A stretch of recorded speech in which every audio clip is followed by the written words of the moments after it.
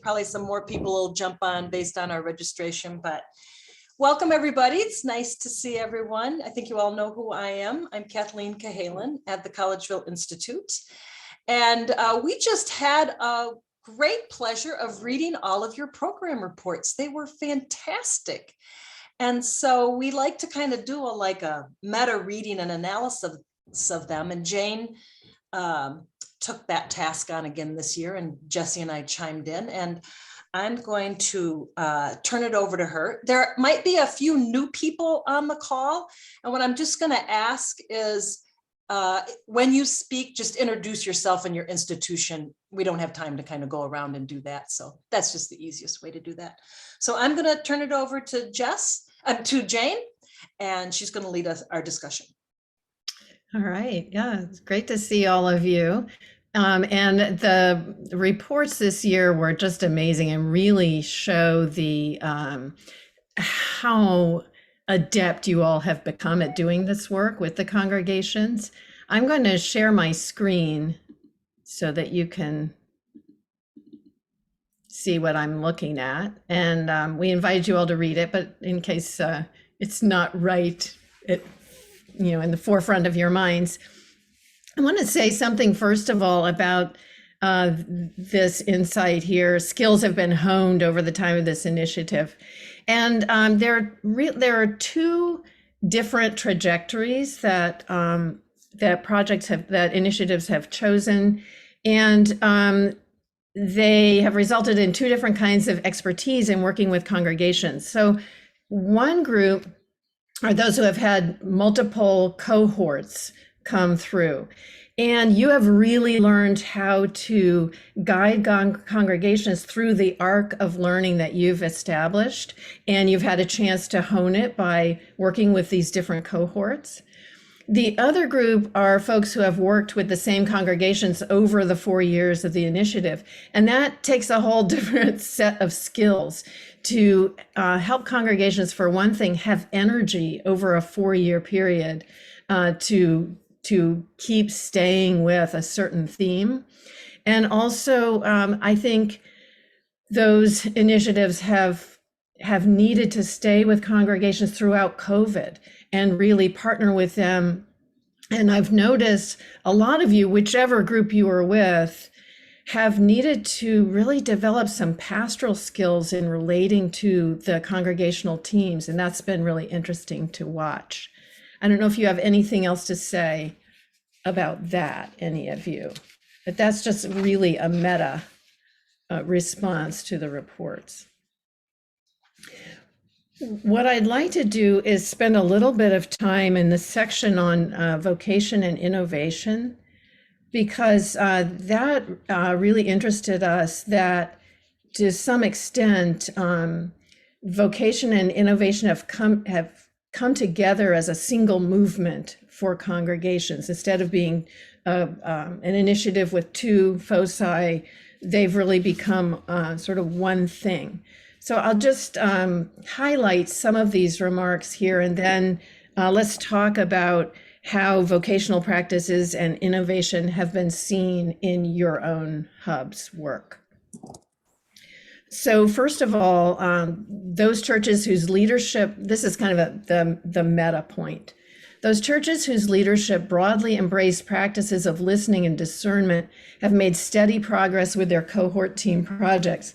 And conversely, those churches that lack habits of listening and discernment are more likely to find their projects frustrated by conflicts around identity and vocation. Shared practices of listening and discernment are building blocks for shared visions of congregational vocation and calling. So those practices, whatever people are calling this, those practices of listening and some kind of practice of discernment are really basic to this work and basic to innovation. I love this comment that one of ABC's congregations said, "Hey, when did we stop dreaming and making room for the Holy Spirit?" So that's their way of interpreting this point theologically. Another one, this is from Whitworth. Congregations are being forced to ask questions like, who are we now? what is our central mission? So these are kind of post-COVID questions. What can we no longer handle as they face the reality of dwindling numbers and church members who've simply disappeared? So the timing of this particular innovation, this particular initiative with COVID was actually turned out to be very important for a lot of the congregations. It's been so useful to them as they think about pivoting and how they're going to move forward. And then Samford University was really influenced by Scott Cormode's statement, leadership begins with listening. So we've talked about listening as sort of the basic practice of vocation. And they observed that the seemingly ordinary act of listening in reality became an avenue for innovation in some congregations. Then some challenges got raised also about innovation. So Regent notes there needs to be a shared vision of calling. So if the vision stays within a small group of people, it can be really problematic for the rest of the congregation who were not in on the work of discernment. And then Vibrant Faith asked this great question. I would love for us to actually talk about a couple of these things like this. What is actually truly innovative? Because a lot of congregations have confused moving what they usually do online with actual innovation, doing truly new things. And they tend to call something new when they moved it online or did it in a slightly different way. So I would really like to hear from you all now about how your own initiative relates to this question of vocational practice and innovation. Do they look related where you are, and what are the potential problems that you've seen?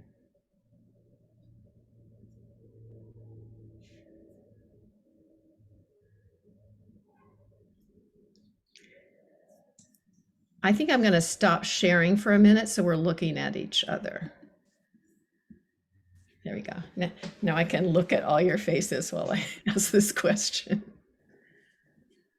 I would love to respond to the Great, question about innovation, if you're okay.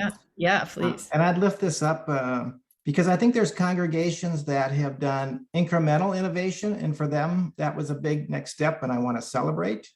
And there's others that I want to push them towards exponential types of innovation, totally rethinking things. And I think we need to be able to celebrate both. Okay. And we've had churches that we've worked with that have actually struggled on both ends, trying to bite off more than they can chew rather than something that's tangible as that next step.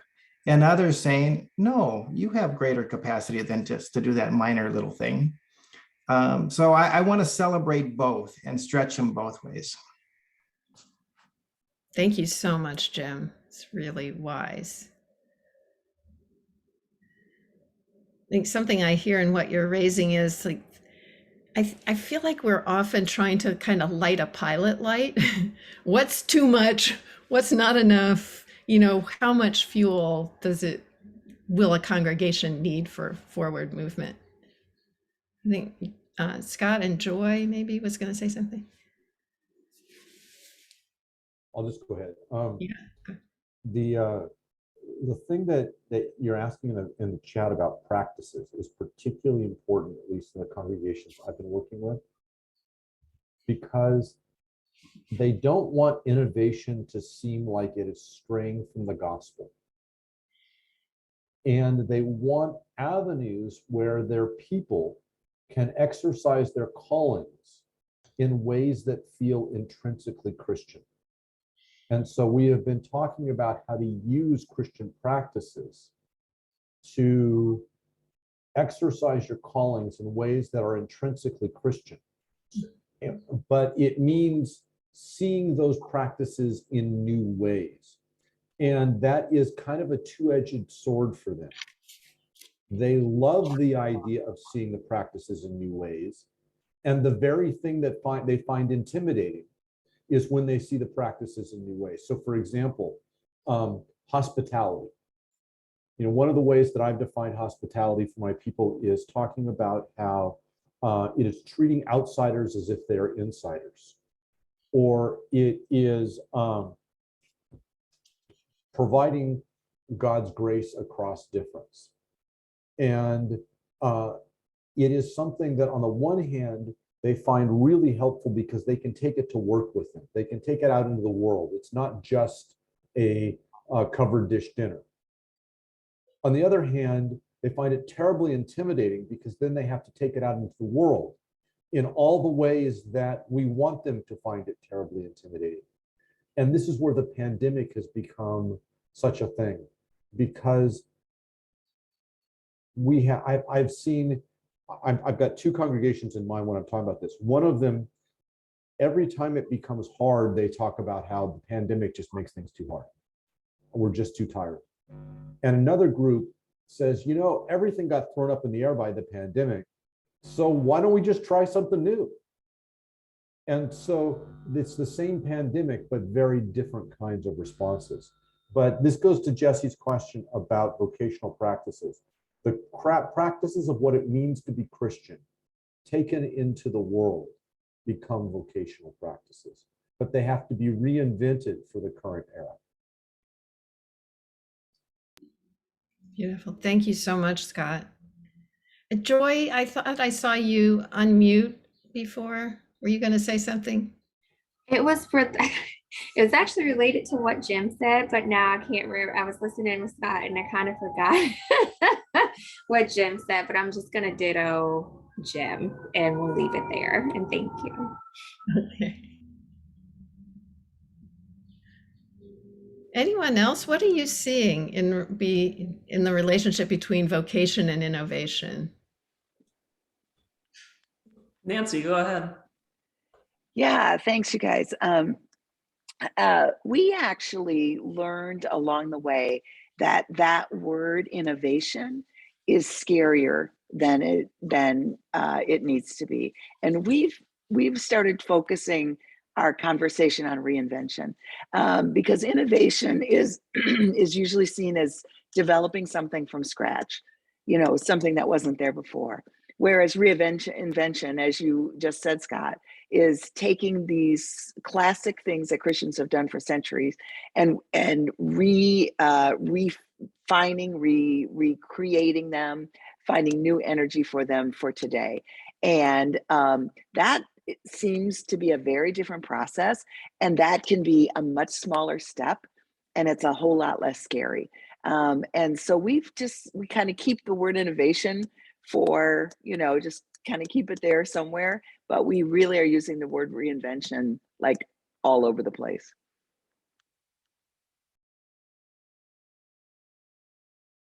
I see Claire raised her hand.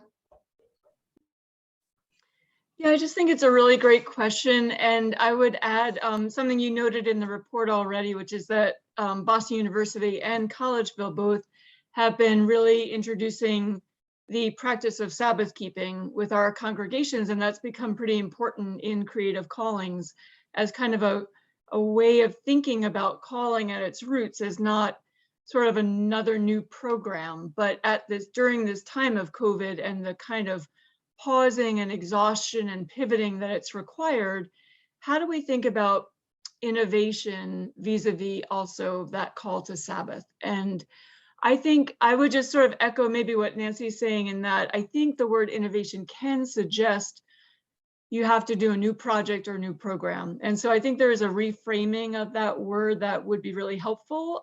For us, the contextual reading has been really important. So yes, the context is changing so rapidly.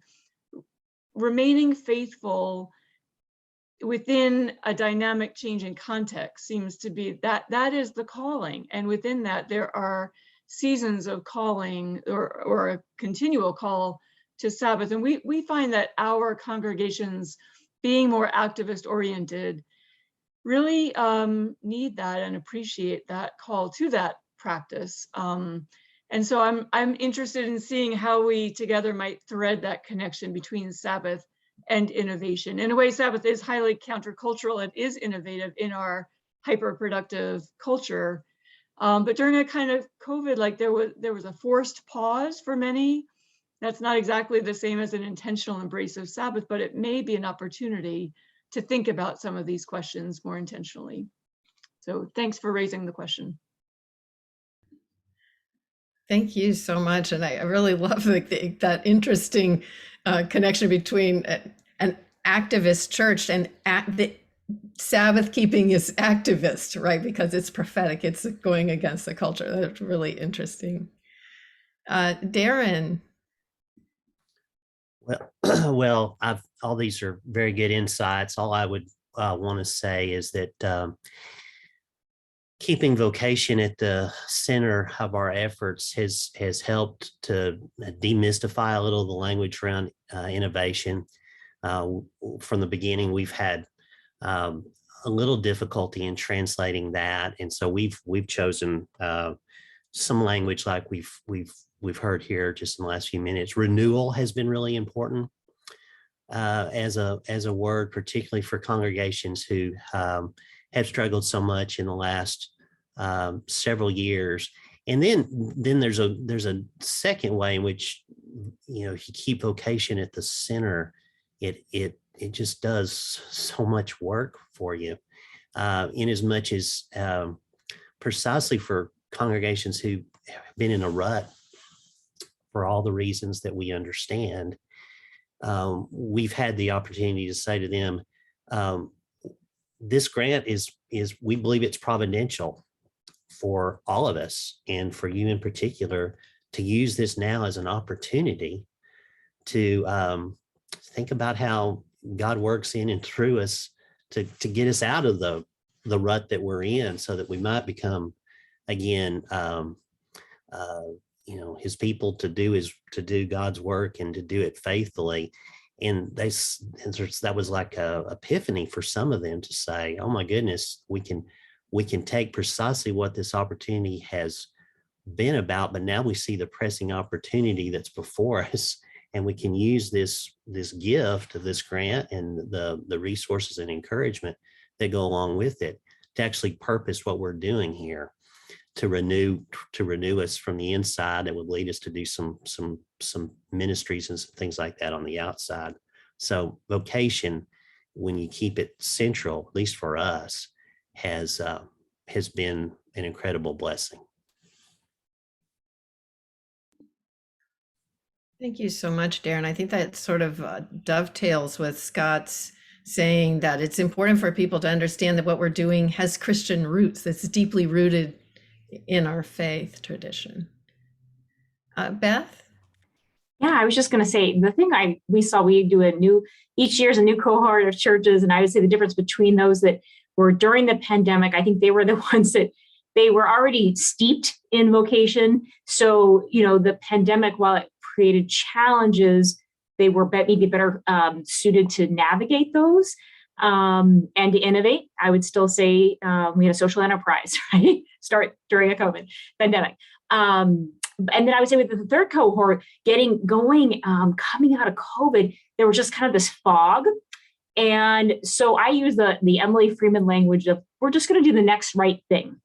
And so I have two churches that basically only put a proposal in for one thing. And one was a Sabbath retreat. So what Claire said, I think so beautifully, this is kind of a younger church plant, millennial, and they're just exhausted. There's working parents, and they just said, Beth, we just want to, we need, someone's going to come in and take us through a kind of a facilitated kind of Sabbath retreat. And they said, we can only do it on a day when everybody's already gathered. So literally Palm Sunday, they had a service and then immediately went into the retreat because they were already there. So just kind of like thinking like not rather than trying to take them, gather people on another day. So I think just kind of simplification. Just kind of this next right thing. The other one is a church that's just kind of starting with a book study. They say, we just can't, like all these everything else is just kind of coming down on us, but they had a deep desire to be part of this. And I just thank you for the opportunity. This grant it's something that I think got some people through COVID, and it's the thing that's helping them navigate the fog as they're coming out. So thank you. Thank you, Beth. Joy?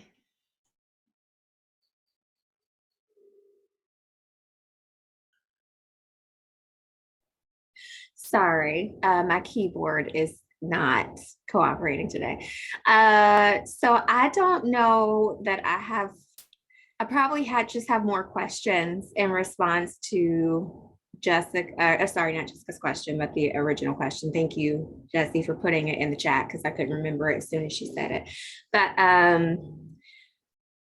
we are in the part of our final work, like part of our final product is that we're putting together like, it's basically like in strategic planning, I would say it's a client profile, because what we've realized is mostly what we would do differently. So we built our process off of an innovation catalyst that I've worked on for several years to help nonprofits incorporate social enterprises into their organizations.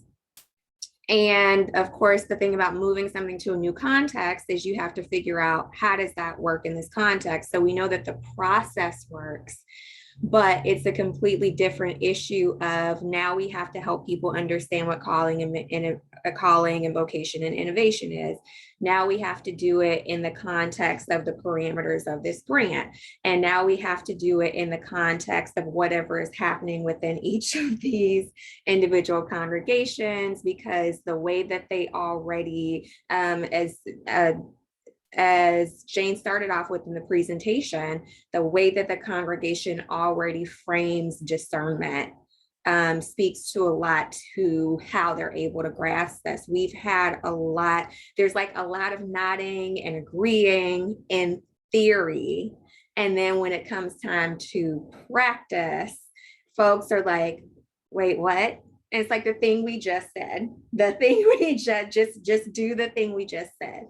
And so we're literally looking at mapping out, which is not really a map because it already exists to an extent in education. And that's where we're borrowing it from, the phases and stages of people actually learning from awareness to we're aware of this because we hadn't really encountered this before. Our congregation doesn't really talk about this, to actual wisdom practice, to we can do this in an ongoing and concerted way. So that is, I was like, that'll probably be our big takeaway from this whole process, is not even what makes people successful, because success is ultimately about who needs what types of supports depending on where they are already in their discernment practice. And then where, like, in, our job in ministry is as ministry leaders is how do we meet people where they are and support them on their journey. So if we can identify where people are in that whole awareness up to wisdom practice, how do we create specific resources and supports specifically for those folks? Because that's been a lot of our planning issue, is our planning tension is, who are we planning for? And kind of having to spread out the different levels and types of supports that people need, because we hadn't framed out, we knew what dynamic we were looking for, but hadn't thought of that in the context of those other pieces, and didn't necessarily know or were not able to do that on the front end. So that's what we're working on because of the questions that we have. But yeah, it's been very interesting in that way. And I also remember what Jim said, that I was like, oh yeah, I wanted to pick when you were saying that we should celebrate the both and that was what led me to what we were working on, because I found it interesting that it seemed the folks who are like, go, go, go, and ready to go, don't want to stop and pause and reflect. And the folks who are like, we want to pause and reflect, don't really want to go. So even in both directions, it's been very interesting, because everybody is still sitting with what they're comfortable with historically doing. And I said, this process probably should be longer for us to see the results that we were hoping to see. It probably needed to be longer, because we're literally talking about the way that people exist in the world, and not even just how they exist as congregations, and we got some church mothers who've been existing in this world for 80 some years. And now we're like, oh, we need you to think about existing differently, and then do that with your congregation, and then do that with your community. So even the layers in the learning process in that way has been very interesting to witness. I feel frustrated and joyful, and then a little more frustrated, but this is real life and real ministry, and this is how it goes. So. Thank you so much, Dwight. Like, you raised so many of the really key issues that I think a lot of us are seeing. So thank you. Anything else on vocation and innovation before we move on? There's a big sort of central piece of this report that I did that really talks about strategies that you all have been using. And I'll just point to that. You might want to look and see all the different ways that you all have been doing things, like figuring out how much interaction with our team actually works for the congregations, or things that you've had to change and redo. So there's all those different strategies are there. But I think based on kind of where we've been going with the conversation so far, I'm thinking about the part on theological themes. So I'll just share again. So these are the strategies, how you've met with folks, how often, how you've carried out evaluation. And we'll talk more about that when we think about ending well. But I want to, there's a relatively short piece in here on theological themes. And it brings together several things that I've been thinking about. One is, I think that we have all talked about the fact that the term vocation was really difficult to get congregations used to using, either vocation or calling, that they had, the ideas that they had about it were not useful, and some of them had no ideas about it. But I think when I've realized over time that part of what makes vocation difficult is it really brings together sort of a lot of sub-knowledge that into this one thing. So you have to have some ideas about how God interacts with the whole creation. You have to have some ideas about the human being and who the human being is in relationship with God, and how effective we are or not, what kind of power we have or don't have. So there are lots of theological doctrines that have to sort of be in place to some extent for people in order to think about their calling and how they're going to interact with God through prayer and discernment and listening. Like, all of those things, they're going to have to come together very richly. And so I'm interested, I know that all of you can reflect really well theologically, but I'm wondering about your congregations and how they are doing in carrying out theological reflection. So some of the things that we've noticed here are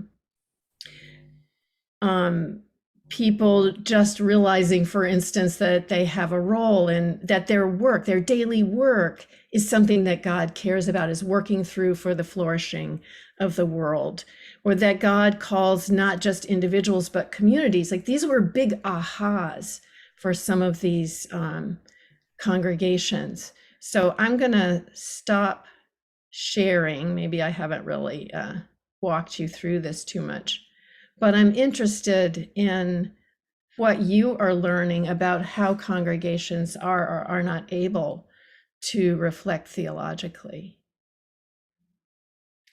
And I'm gonna call Kim. I'm gonna call on you from VTS because you have a very sort of richly theological hub.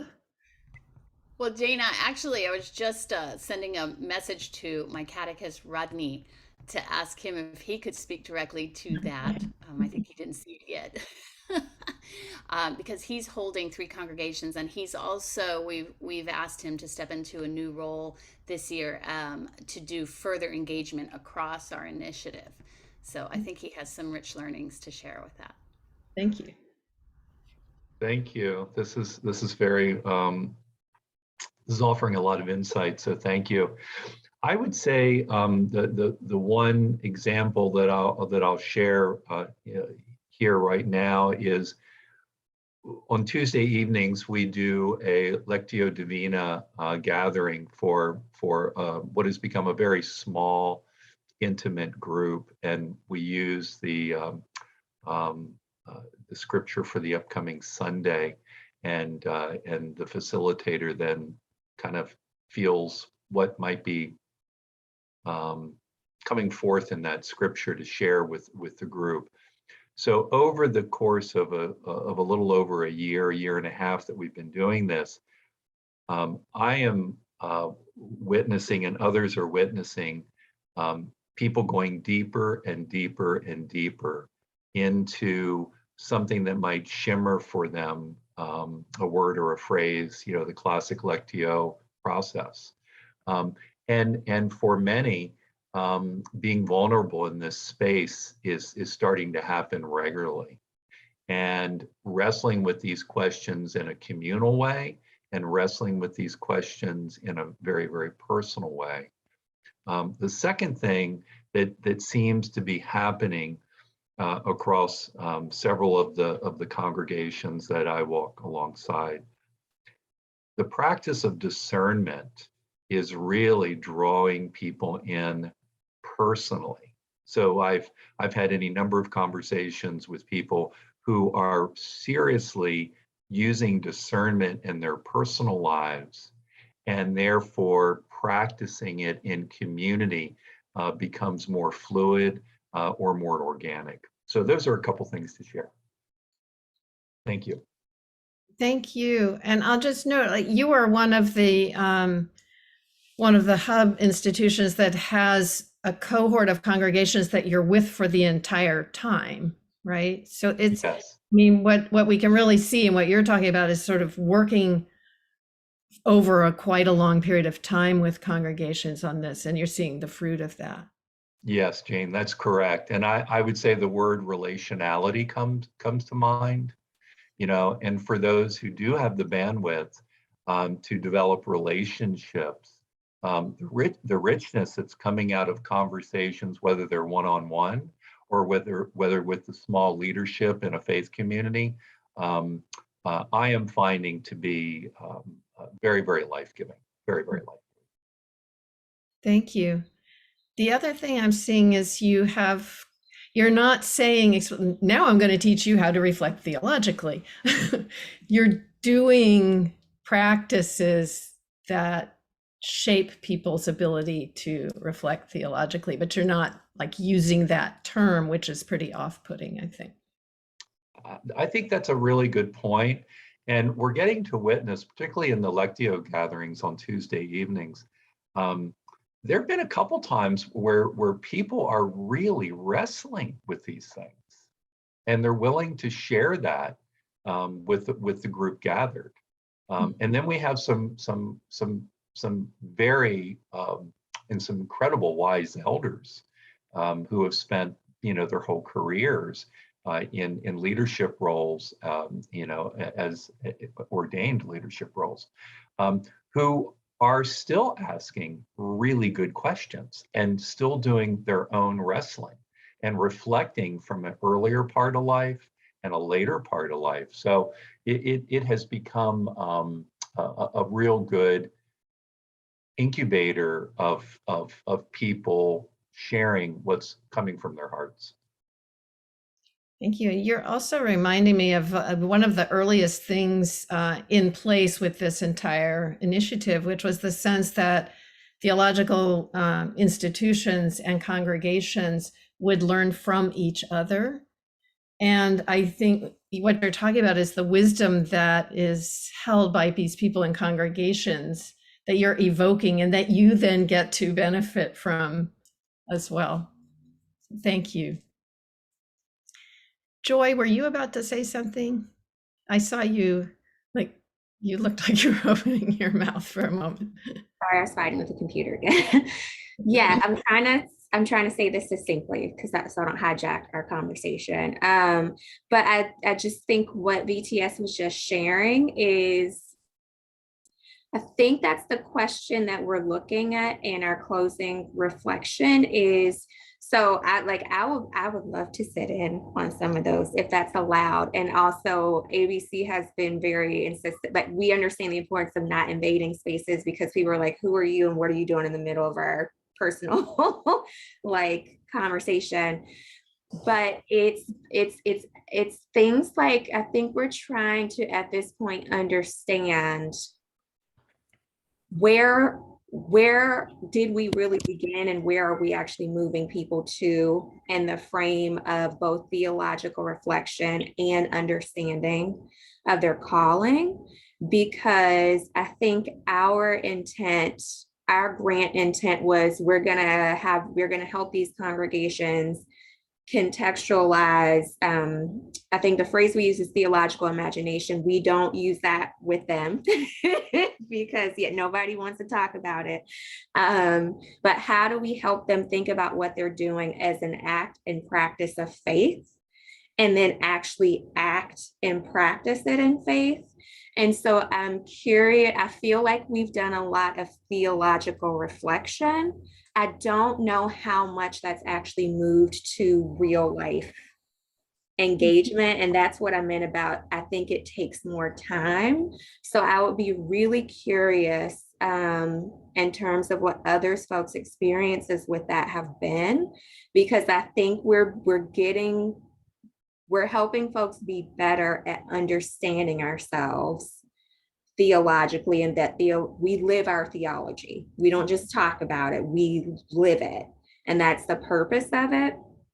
But I don't know how comfortable they have felt. And it would take more time to help people get comfortable to get to the point of actually, and here's where we allow the Holy Spirit to transform that into lived action, especially when we're talking about deep things like social justice. If we weren't doing it in the everyday or didn't understand how we were doing it in the everyday, how do we then just like jump to justice? Because I'm always thinking in terms of consistent practice, which is how we define wisdom practice. It's not, oh, we did it this one time or we did it in this confined space.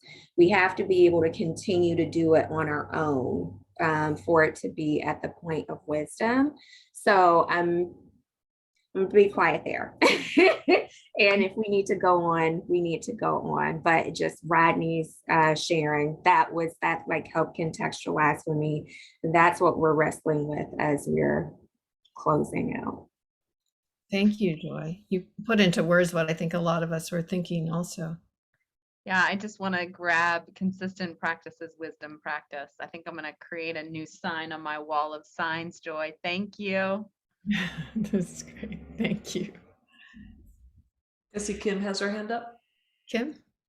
Yeah, I just want to say, for us, the innovation has always been to go back, right, to baptismal identity. And to the very core of the why. And so I just want to emphasize, to Joy and what Rodney shared, we found it just takes so much time.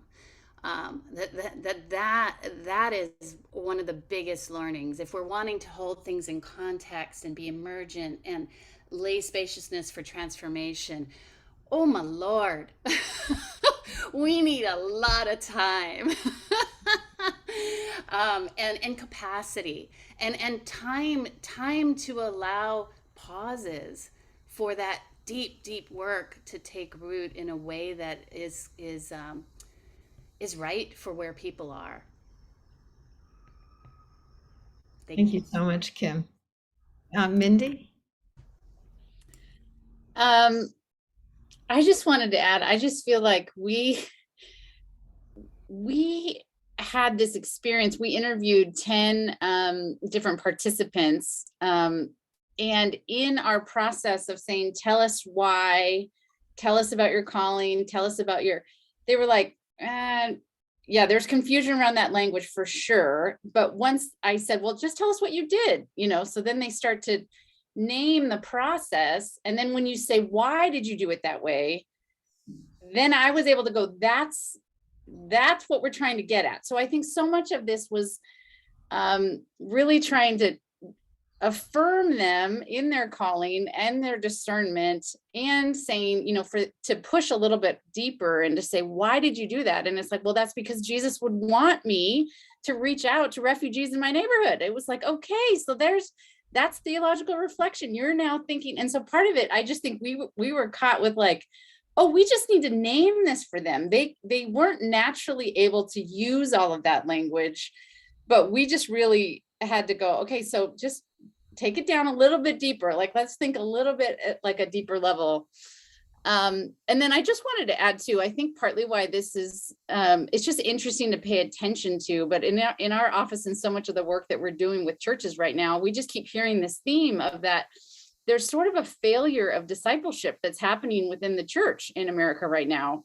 And so it's tricky when you're a pastor and you're with all these theologians all the time, and then you're sitting with just church, a basic church member who's been faithful, who doesn't have that language. So I felt like this was a really beautiful teaching moment to offer that, but also just the like, wow, they really don't have a lot of this language. So is there just a deeper failure within the church right now in terms of, okay, you've met Jesus and you understand some of the scriptures, and now to build in this discipleship piece, and then just paying attention to the young people and the students that I interact with. It's just been fascinating to sort of watch. Yeah. Thank you so much. Scott? Forgive me if I'm repeating something that happened that you all talked about when I was dropped out for about 15 minutes. But one of the surprises for my congregations has been the degree to which the pandemic is only the second most difficult thing they have to navigate right now. The most difficult thing they have to navigate is the political environment. Because the boundary line between political reflection and theological reflection is collapsing for many of, most of my congregations would be what we would call theologically conservative, but socially liberal. The way I would describe it is that they chose to read the prophets. And because of that, they take scripture very seriously. But the problem is that for many of their people, they hear a sermon on Sunday morning and Fox News the other 6 days of the week. And 6 days of Fox News voices adds up to, in their minds, theological reflection, because it is imbued with theological trappings. And so we've had congregations where people have left the church because their pastors quoted scripture that the people didn't know or didn't think of as part of the Christian tradition they grew up with, and said, you can't be talking about that kind of stuff. That's politics. And it's like, well, no, this is a direct quote from scripture. So these are not problems that our churches expected when they signed up. They thought that, and so the pandemic has actually not been the biggest problem for some of them. It's been what to do about the fact that they only get 1 day a week of their voice.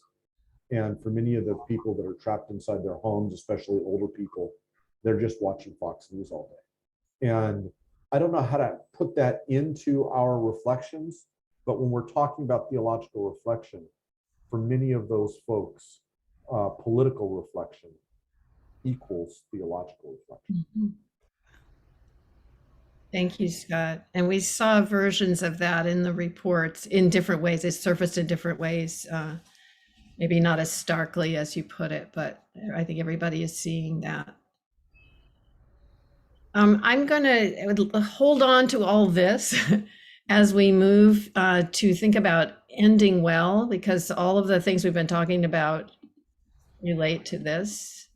I just want to bring up a couple of things that were mentioned here that I think are really important. especially these two good questions arising from the reports. ABC noted, this has been more than a program. There's a sense in which closing well for us means understanding that what we're closing is what has been for some a lifeline and an oasis. How will hubs respond to the grief that some congregational leaders are going to feel as they anticipate the loss of your accompaniment? And then Vibrant Faith asks whether they will have an ongoing relationship with the churches that they've worked with. And if so, post the grant, what's that going to look like? So I'm interested in what are your own concerns about ending well? Is something going to be sustained from this work, whether at the hub level or the congregational level? Does your institution plan to continue its relationship with these congregations? And what kinds of resources might be useful to you now? So I'm going to stop the share, and I think Jess is going to put that series of questions into the chat.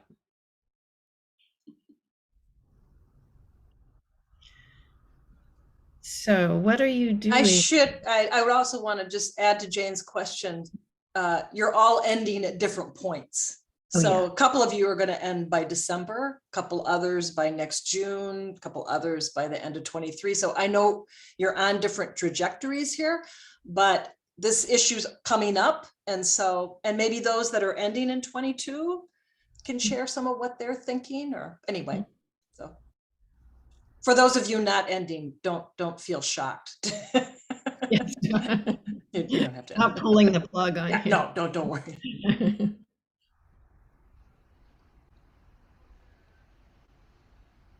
Rodney? I think from my perspective, in my particular role with three congregations, I would say that the relationships that have evolved over the last number of years, there's a aspect of those relationships that feels incredibly authentic, and to step away from those relationships would feel fairly hollow and shallow. And I've been in the room with a couple of the people across the congregations, but there are a lot of people that I haven't been in anything other than a virtual setting, and yet the relationships all feel authentic. So I think that's a really good question. So thank you for posing that. Thank you. Rhonda has her hand up. Okay. Sure, I'll share a little bit because we're in a unique position of both ending and beginning at the same time. So yeah, in terms of just continuing relationships, I think one of the strengths in terms of how we've tried to structure the work of Region Exchange is that we have a really close partnership with our Office of Church Engagement at Region College. And so, right from kind of the beginning of our connections with these churches, the Office of Church Engagement has been involved. And so I think that's going to help in terms of, when we withdraw kind of that more intensive connection through our cohort journeys, there will still be ways, some yet to be determined, but there will still be ways that our Office of Church Engagement can continue. But one of the biggest challenges I'd say for us is actually ending our relationship with our cohort. So we had this, marvelous plan at the beginning where we'd, journey with one cohort, they'd be done, then journey with another, they'd be done, and then we'd pick up a third. So we have 3 separate opportunities to build on what we were learning. We are still journeying with most of our first cohort, and we are launching a 3rd cohort in just a couple weeks. So, and in fact, we have one church from the first cohort that did finish, the only church that actually finished that applied to do another round because they felt like if they were really going to make these, some of the practices and rhythms that we've been, doing with their team sustainable within their whole congregation, they wanted to have another part of the church go through it. So I think one of our biggest challenges is how do we sort of bring closure to our cohort relationships.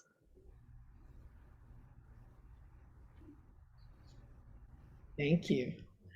Yeah, that really points out like this distinction that I drew in the beginning is not really binding on how this has been. Some people who've had cohorts, I think several of you have cohorts who have stayed on with you. Cohort 1 has stayed with you the whole time. Anyone else on ending well, or how you're doing, carrying out kind of final evaluation or anything like that? Joy has put something in the chat. Thank you, Joy. I talked a lot, so it's just. Thank you. Thanks for putting this here.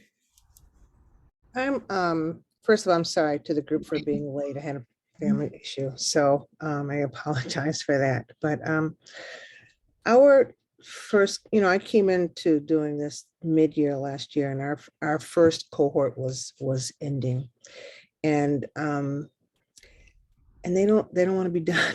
They don't want to be done. The relationship has been strengthening for them, and so we are now we have the cohort whose grant is ending. We have a new cohort, and then now we're forming another cohort, and many of the ones in this new cohort are coming out of the first cohort.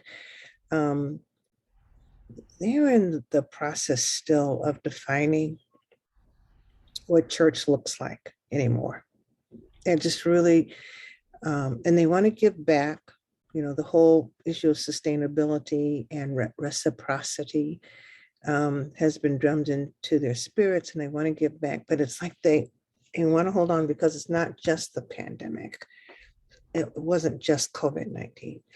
As African-American congregations, it's police brutality and it's poverty and it's all this other stuff. The other day we were having a meeting, and I was talking with them about how the economy is changing. That goes to kind of what Scott's talking about, the political climate and the economic climate. And our people are, but one of our cohort members said, "I'm really scared because I don't know what all of us are going to look like in this political climate."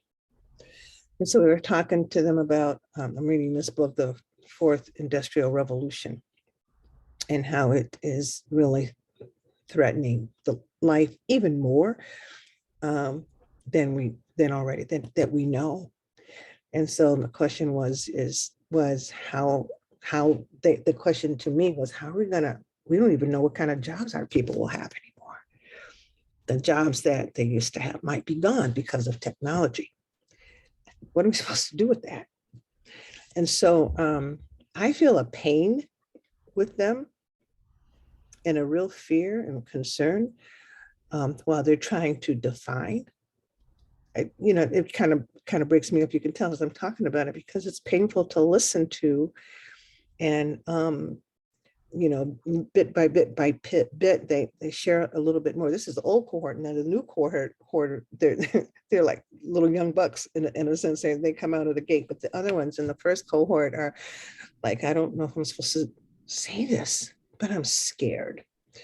And so we're not really ending, and we have yet to define, to be honest, how we're going to make this new I don't know, layer of what we're doing. But they're grateful to have each other.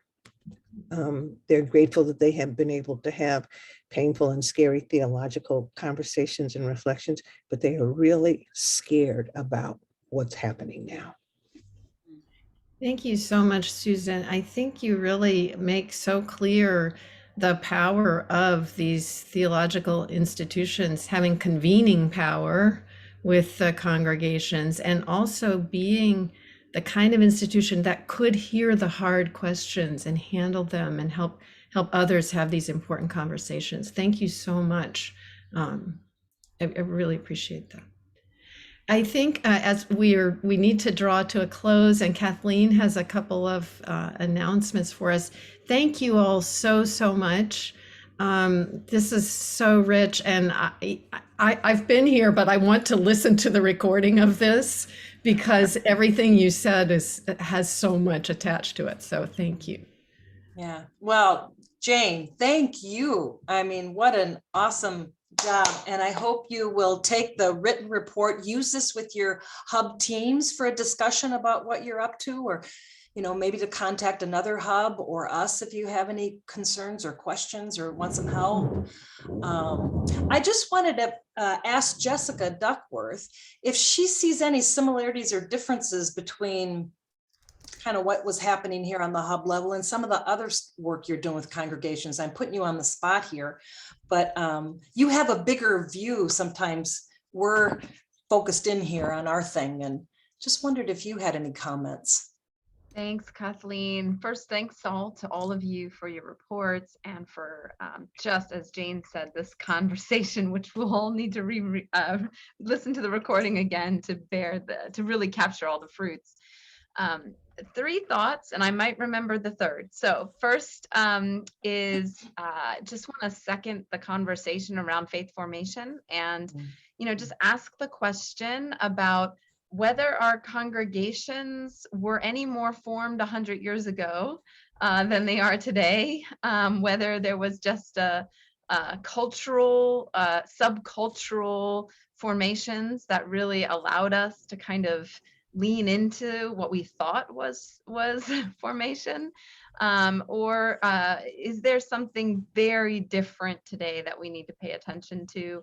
So keep asking those questions around how we are forming faithful disciples of Jesus Christ and what that looks like in terms of a robust faith that can negotiate life in the world today, in relationship to our democratic principles that we hold, and at the same time our deep interreligious and religious commitments that we have towards one another, especially based upon the political realities that we're facing as a country.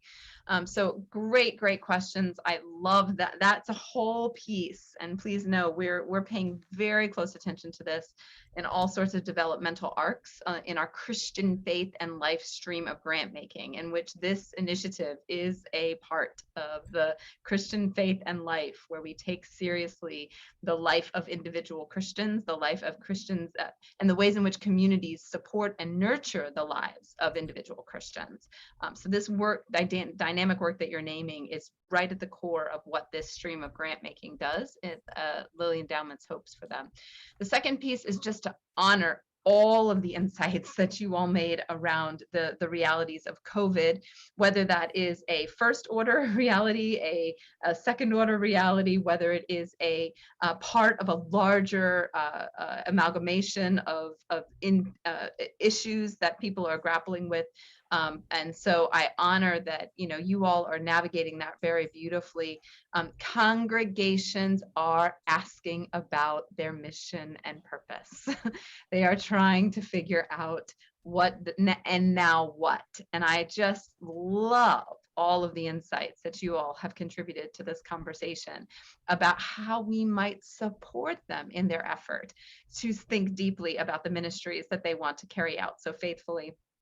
And perhaps in really ways that are either exhausting on the one hand or bearing fruit on the other. Again, it is so much of the posture that they're bringing into this work, depending on who they are, as to how it gets understood in their context. So all of those pieces are really critical. The third insight was simply just to say the both and. Thank you all for negotiating this both and. Boy, it is so clear, right? When we say one thing, there's another person saying the exact opposite, right? And that's the reality of not only our families, but it's the reality of our communities. It's the reality of our congregations. It's the reality of our polis, right, the larger community, we just simply are seeing more and more that there are always 2, 3, 4, 5, 6 words and 6 perspectives that need to be held. And so again, the Christian practices that are most robust, for us to be able to listen well, to go right back to the very beginning of the insights, Jane, that you curated for us, for us to listen well and to hear one another into life, hear one another into being known and being loved and being held. I think those are all pieces that we are deciphering as a skill set for Christians today, that we're going to need to continue to develop so that we might be wiser, right? Because diverse opinions do matter, even as much as we don't like them. They are beautiful gifts into the tapestry of who we are, because they all hold some element of a value that we need to source at the end of the day. So, I encourage you all to listen deeply for those pieces to sort of help weave this fabric together of the kingdom of God that God has definitely brought to us, even as if it is not yet, even as we are still living into it. So thank you so much. I have no idea if any of that was coherent. Sounded pretty good to me. Okay. Thanks, Jessica. I put you on the spot. So we should have made this 75 minutes. Sorry, you guys. I think we could go on a little bit longer, but just a couple announcements. We've invited project directors to come to Collegeville in August for a 3-day meeting, August 3rd to the 5th. I think everybody's replied but 2 of you, and we're going to put the hardcore press on you pretty soon to decide. Hopefully, we're still planning on face-to-face unless anything changes. But if a project director can't come, you may certainly send somebody else, but 1 person per hub to come to that meeting. We're going to focus on evaluation and what you're doing for your evaluation, what you're discovering and learning. Also, we'll do a little work on ending well as we think about this next year. And then our next event will be in December 5th through the 7th will be our annual meeting. So I'm sure I hope you have those dates in your calendar. Again, face-to-face, the research team will be presenting the phase 2 research findings. And what I'd really like to do is put that alongside your evaluation findings and kind of some of these more meta, analyses like Jane did of kind of what we're seeing across these congregations and across the hubs. You know what? The folks from Louisville didn't make it to this meeting, I just noticed. But many of you may not know that Laura Aponte is leaving Louisville. Her husband, Edwin, has accepted a position as the dean at Drew. So Edwin and Laura are leaving Louisville, which is, I'm sorry to say, she won't be with us.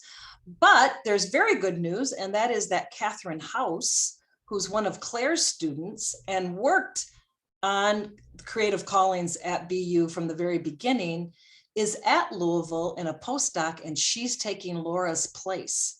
So she's just steeped in vocation, and she's teaching the class on vocation at Louisville Seminary. So it's great. So Catherine's stepping in. So the next time you'll probably see her. I'm hoping she can come in August, but we don't even have to train her. She'll already be up to speed.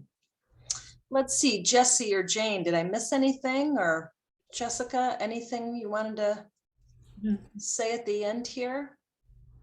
All right, well, if you guys need anything from us, just give a holler, some help, some direction, any resources, we're here and happy to serve in whatever way we can. So thanks for gathering today. Best wishes, very happy Eastertide. Happy Easter, everyone. Okay.